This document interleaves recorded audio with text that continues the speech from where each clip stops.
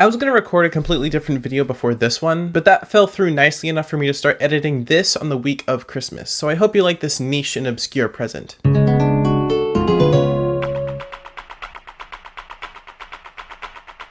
A theme that many different pieces of media approach with varying quality is writing your own story, which by itself is a pretty vague and distant theme, but I think Artiswitch pulls it off pretty well in that the end result of someone writing their own story could be the action or inaction depending on what is expected of them by others or even the audience. The Book of Life bangs this drum pretty loudly with the main character Manolo going against his father's wishes for his life and spending it doing something else. The issue I have with this notion is that seemingly everyone else in the story already has their story written out for them. Manolo is the only character that is acting outside of others' expectations. There's a lot of issues I have with that movie, but this is what I'm focusing on. Your story is independent from others' expectations. It's dependent on your happiness in the ways that you can change.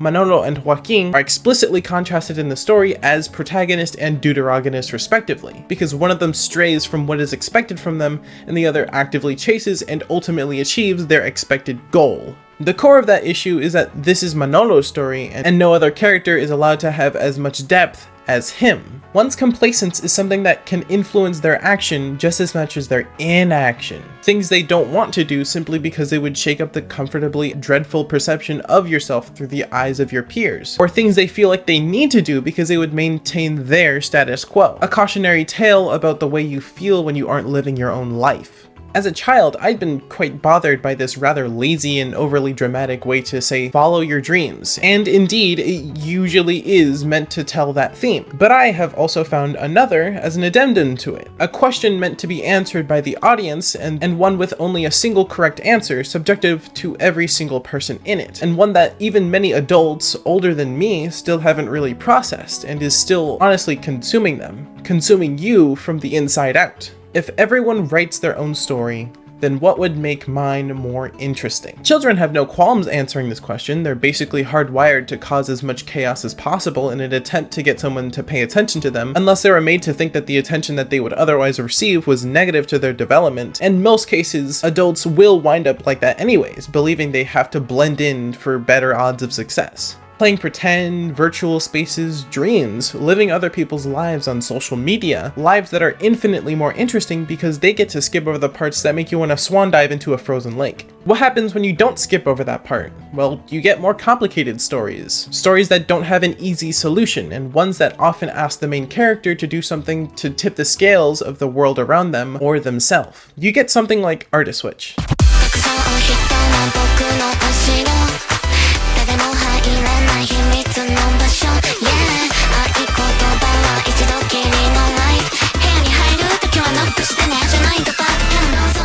Artiswitch is a YouTube mini-series about a witch, Nina, helping people who are ultimately unsatisfied with life and need a nudge in order to figure out what they're going to do in life. Each episode, except the last one, follows a different character and their inner conflict of the week. Taking a look at Artiswitch's first episode, we see a girl, Haruka, being pressured into embracing a more masculine-leaning look that her peers sought to, for lack of a better term, flanderize her with, which drove her to push aside things that she would otherwise embrace wholeheartedly and things granting her more mature femininity and not the cutesy aesthetic that her friends adopt. She gleefully takes dance lessons, but her happiness stops just there, where everywhere else she seems miserable. Haruka's outward appearance is that of a masculine girl, taunted by the boyish reputation that she let herself accumulate. Haruka is complacent in the reputation that befell her, and it's her own fault. Simply telling someone no would suffice in the message that she wants to send, but she doesn't. When Haruka walks into Nina's shop by accident, the first thing she picks up is a stick of vibrant red lipstick, and she's sent to the segment of the day, which every episode has. When the episode ends, Haruka has a taste for experimentation, and she starts small with the presentation that she wants to work up to going forward. Mana is actually pretty similar, as most of the characters in the show are, but her difference lies in her double life, of a preppy beauty guru kind of thing, I don't know, contrasting her mind-consuming need to perform as a musician. Hey, just like Manny. Unlike Haruka, Mana is actually aware of how it's making her feel, and she's convincing herself that she isn't good enough to play either roles, so she sacrifices both for a little bit of either at a time. Her friend group is paralyzed by the fear of embarrassment, and while Mana's will to perform is outweighed by that anxiety, the other girls are stagnant to it, and laugh at and spread rumors about street performance and flamboyant passers-by. Oh hey, it's Haruka, to make themselves feel better about their own lives. This one is probably the least interesting episode of the bunch because of how often the trope is played out in the exact same way in different movies and TV shows, but I digress. Mana walks into the shop by accident, and Nina gets all up in her face about the things Mana wants for herself, and Mana disregards pretty much everything and makes up the excuse of, well, I'm not really good at anything, so I might as well stay out of everyone's way, and she's sent into the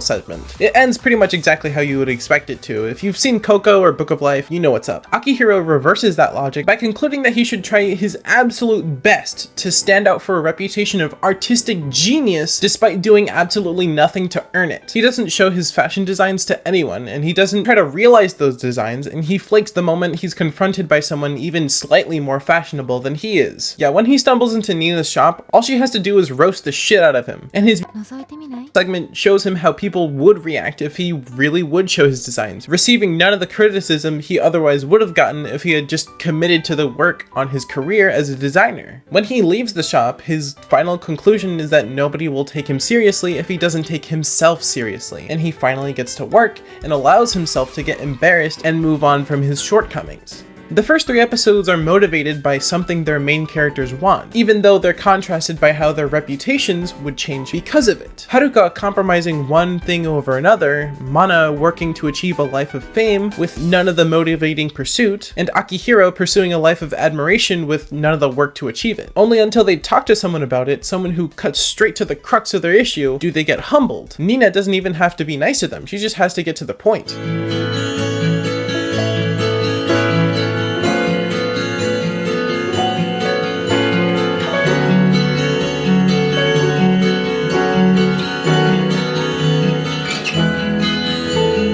I'm skipping episode 4 for now because it's actually pretty tough to talk about, so I'm not discussing Lulu herself until later. Episode 4 doesn't have a lot to say by itself. Episode 5 has about 1/3 of its attention dedicated to Nina, and episode 6 straight up is Nina's episode, so I'll talk about Taira first. Taira, a model with her girlfriend Saki, no homo, looks forward to meeting Nina for a wish to make Saki a girlfriend, all homo. When she's sent to her musical segment, well, we see a lot of imagery here, but it's all in service of the stuff we're talking about now anyways. So Taira talks about Saki about how she values herself less than her, and later sees that reflection in their relationship mutually. See, Saki has been kind of a dick, using Taira to just sort of get things out of her. Like, Taira's the free food contact on her phone. Taira attempts to give her gifts to keep Saki in her life, and when Saki explains how she's been objectifying Taira this entire time, Taira uses the choker that she got Saki to strangle her to death.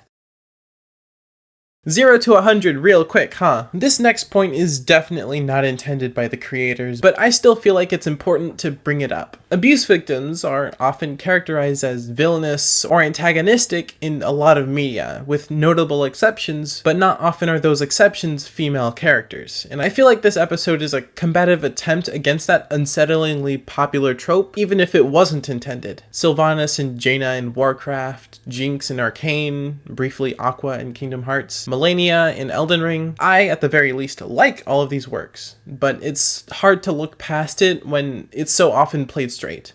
Okay, I'm done. Nina intervenes because having your time wasted for food isn't exactly a crime worth dying for, although Taira won't get that time back, only being told that she can be happier with other people and that her time and emotions are better spent with someone who can reciprocate them. The episode ends on a rather abrupt and depressing note, but to give you closure, the last scene of the last episode shows Taira hanging out with someone that actually makes her happy, showing her well-deserved progress. The sunk cost fallacy is the concept that you might as well see something's completion if you've invested any amount of time or money or anything into it. Something that a lot of people, even some people that you or I know personally, and waiting for happiness that you don't know exists is waiting for happiness that will never be fulfilled. The idea that this one thing that you've attached yourself to will get better soon. Often the reasoning behind people staying in unsatisfying or abusive relationships, much like in Taira's case, where she almost makes a life-destroying decision because she can can no longer see a future where her relationship with Saki, one they spent quite a long time on, gets any less abusive. You might have, or should have, noticed that Nina is visibly depressed in this episode,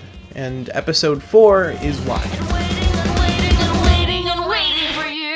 Lulu, or Ruru, but the former is easier to pronounce, is a goth Lolita NEET. She seems to speak for herself in cryptic binary like to dislike language, and overhears two guys talking about Nina's shop and decides to visit her for a wish. I'm going to direct you to the 2-episode sister series specifically about Lulu, which is technically still titled Artiswitch, but it's not part of the main series that features Nita. In Lulu's memories, the things that we hear from her are things that you would typically hear from a basement dweller. She doesn't have friends, she doesn't have dreams, and she doesn't really understand anything about herself. She's so maladjusted to society that she talks to herself with this light, breathy, monotone voice that's pretty tragic, actually. Doom scrolling on Amazon one day, she comes across a frilly black dress and sees it as an opportunity to give herself some feeling of satisfaction in her life, and later acknowledges that she gradually feels less satisfaction in just getting and wearing dresses that she buys. So she starts going out to do other things, like putting herself in dangerous but ultimately harmless scenarios to give her a sense of thrill. Lulu is taking her first steps into a drastic change in her normal day-to-day life, like normally showing her appreciation for things, understanding more about herself other than just the things she likes and dislikes. She begins to understand the world is a very different and much more complex place than she gave it credit for, and would like to experience it to her greatest potential. So she looks for Nina's help to be more self-aware of the perspective that she'd grown for herself, and get better in spite of it. It's like a reverse of the first 3 episodes, where the characters are scared to ask for help, they are aware of the things that they need to change, and only by accident do they stumble upon the help that they needed. Lulu doesn't know what's wrong with her, and explicitly asks for Nina's help, more or less. Lulu is a surprisingly nuanced character like this, actually. When you haven't seen Lulu's memories, her musical number seems like this eerie nod to self-harm or depersonalization, with the whole world distorting itself and the sky cutting open and leaking this inky black ooze. Of course this looks like self-harm if you don't know the context, and we'll get back to that soon. A lot of people were content to say that she harms herself as a coping mechanism for something, but all of that is based on the eerie visuals of her musical number. But the episode is so vague that it really could mean anything, and the channel has gone to support pretty much any idea that the fans would extract from it. Lulu is a far more interesting character than most anyone would give her credit for. So oddly enough, the self-harm and suicide theory is, especially since it's not even a part of her arc. But Nina doesn't get to see any of that. She actually sees less than the audience. Nina doesn't get to talk to Lulu about the wish she wants granted, so the world Nina sees inside of Lulu is much more confusing and uncertain to her. When the music ends and Lulu says goodbye, Nina assumes the worst just happened, and just collapses in disappointment for her own performance, and grief of someone she actually liked disappearing without a trace. This is something I can empathize with, actually. In middle school, there was a kid I met exactly once, and I could identify him by the people he was around.